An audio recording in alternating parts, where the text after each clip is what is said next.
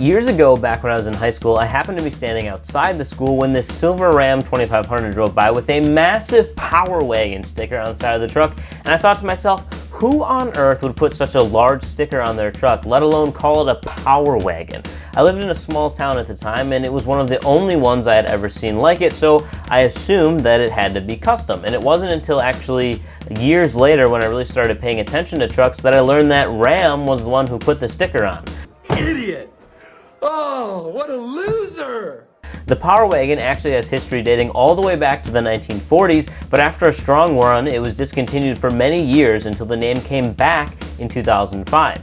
With such a bold name and equally bold off-road claims, we had to figure out what's the hype for the Ram 2500 Power Wagon.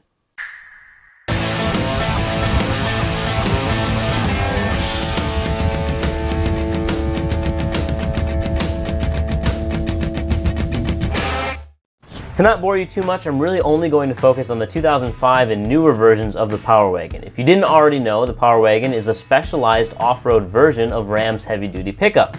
Now in 2020, it's comparable to the Ford Tremor, but the Power Wagon came out much sooner and was probably a bit ahead of its time.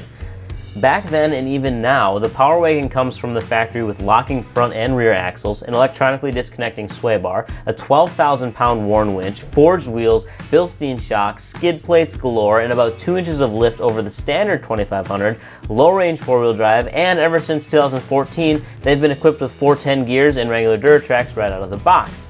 To your surprise though, this 2500 never came with a diesel engine. Early models had the 5.7-liter Hemi, and the 2014 and up trucks have the 410 horsepower 6.4-liter Hemi that cranks out 429 foot-pounds of torque.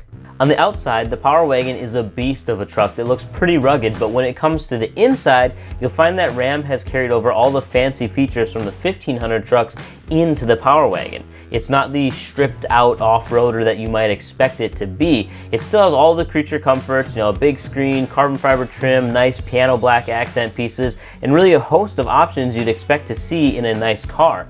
The only major difference is it still has a manually engaged transfer case you shift on the floor, which, from a reliability standpoint, was a good move on Ram's part.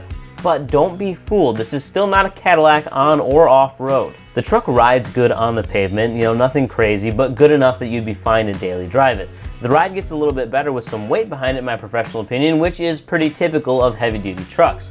Now, when it comes to off-road driving, don't get this confused with a Raptor. It's still a solid axle truck, which means it's not designed to soak up the rough stuff at high speeds.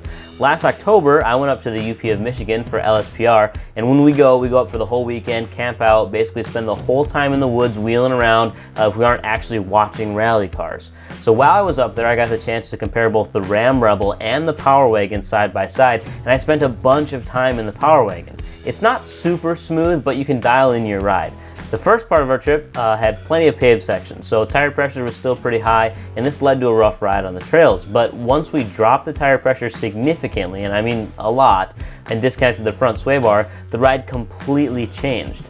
We didn't really ever run into issues other than when we needed to turn around. It's a very long and wide truck, so on the trails, if you run a lot of tight stuff, this might not be ideal for you. Another possible downfall of the Power Wagon is its softer springs and lack of the ever-popular Cummins engine, but it all makes sense. This is geared towards off-roading where you'll want those softer springs, and that Cummins engine adds over 1,000 pounds to the front of the truck, and you don't really want that either. The truck really is a jack of all trades, but not really a master at any one particular thing. To make it better off-road, the suspension gives up some of its load-bearing capacity, and you can tow similar weights to only a half-ton truck. The larger cab means that you and your friends can all fit comfortably, but it also makes it a tighter squeeze on the trails. All the beefed-up OEM stuff is super rugged, but that means even more beefed-up aftermarket stuff is going to cost you more too. On the bright side, even though the truck comes with 33 stock, you can actually stuff 35s in there if you want, or if you do a leveling kit on top of the already larger springs, you can fit some 37s in the wheel wells. So, knowing all of that, do you think the Power Wagon lives up to the hype? Let us know down in the comments below, and make sure to like, share, and subscribe, and we'll see you tomorrow. Peace.